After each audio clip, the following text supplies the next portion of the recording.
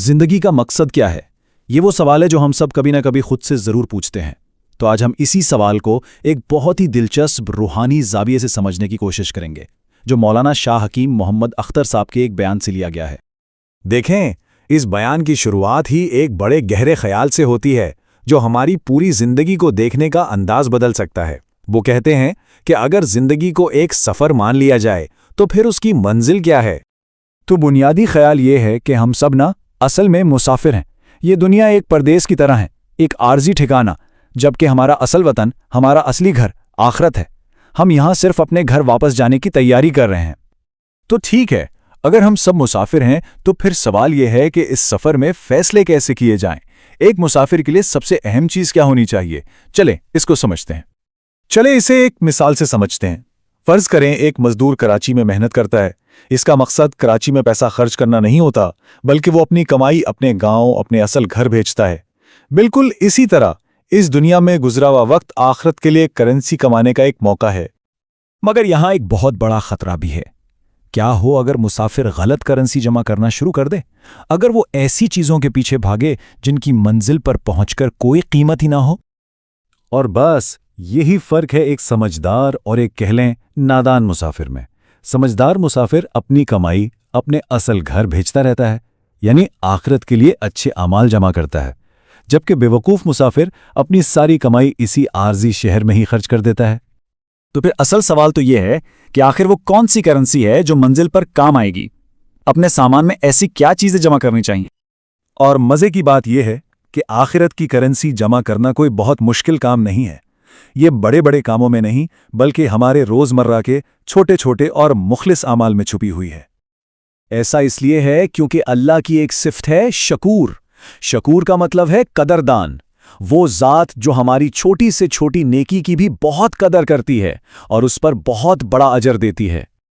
اچھا، اس کو سمجھنے کے لیے ایک چھوٹی سی مثال لیتے ہیں جس کا ذکر اس بیان میں بھی ہے۔ اپنی نگاہوں کو ان چیزوں سے بچانا جنہیں دیکھنے کی اجازت نہیں، اور ذرا دیکھیں کہ اس ایک چھوٹے سے عمل کا انعام کتنا بڑا ہے۔ اس کے بدلے میں 3 زبردست روحانی انعامات ملتے ہیں: دل کا سکون، ایمان کی مٹھاس اور ایک اچھے خاتمے کی امید۔ ظاہر ہے کوئی بھی سفر بالکل پرفیکٹ تو نہیں ہوتا، مسافر سے غلطیاں بھی ہوتی ہیں، گناہ بھی سرزد ہوتے ہیں۔ تو پھر ان غلطیوں کا کیا بنے گا؟ وہ بوجھ، وہ قرض جو ہر گناہ کے ساتھ ہم پر چڑھتا ہے، اس کا کیا کیا جائے؟ اس کا حل ہے توبہ میں۔ سچی توبہ کی وہ طاقت جس کا ذکر قرآن میں بھی ہے کہ اللہ نہ صرف معاف کرتا ہے بلکہ وہ تو برائیوں کو نیکیوں سے بدل دیتا ہے۔ یعنی یہ صرف گناہ مٹانے والی بات نہیں ہے، یہ تو ایک ایسی ڈیل ہے جہاں منفی بیلنس نہ صرف زیرو ہوتا ہے بلکہ پازیٹو میں بدل جاتا ہے۔ گناہ مٹائے بھی جاتے ہیں اور ان کی جگہ نیکیاں لکھ دی جاتی ہیں۔ ٹھیک ہے، توبہ کر لی، لیکن اس لمبے سفر پر سیدھے راستے پر رہنا بھی تو ایک چیلنج ہے۔ اکیلے بھٹکنے کا خطرہ تو ہر وقت رہتا ہے۔ تو اس کا سب سے بہترین حل بتایا گیا ہے نیک لوگوں کی صحبت۔ سیدھی سی بات ہے، جیسے مٹھائی کے لیے حلوائی کی دکان پر جانا پڑتا ہے، ویسے ہی نیکی اور تقوی سیکھنے کے لیے نیک لوگوں کے پاس جانا پڑتا ہے۔ یہ صحبت ایک کمپس کی طرح کام کرتی ہے جو آپ کو صحیح سمت میں رکھتی ہے۔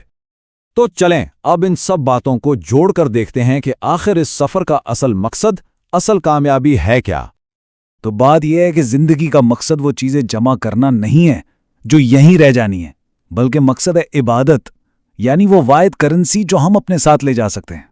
اسی خیال کو ایک بہت ہی خوبصورت شعر میں بیان کیا گیا ہے: بدلا میرا جغرافیہ حسن والوں کا، کہاں جاؤ گے اپنی تاریخ لے کر؟